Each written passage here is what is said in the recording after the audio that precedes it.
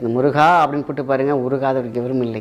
சேவலை துணையாக வைத்துக்கொண்டு, வேலை பலமாக வைத்துக்கொண்டு, நமக்கு இன்றைக்கி மக்களுக்கு அருள் பாலித்து கொண்டு இருக்கும் முருகனை விட்டுறக்கூடாது. எந்த ஒரு காரியத்தின் நிலம் விற்காமல் இருக்கா, நீங்கள் முருகனை நினச்சி ஓம் முருகான்னு ஒரு சின்ன வார்த்தை ஒரு பேப்பரில் எழுதி அங்கே வச்சிங்கனாலும் போய் இந்த நிலம் விற்கலை, இல்லை ஒரு நிலம் வாங்கணுமா, ஐயோ இது எனக்கு வேணும், ஐயா இது வேணும் எனக்கு அப்படின்னு சொல்லிவிட்டு ஓம் முருகான்னு எழுதி சும்மா ஜஸ்ட் மனசில் எழுதி வைங்க, எல்லாமே நல்லதாக நடக்கும்.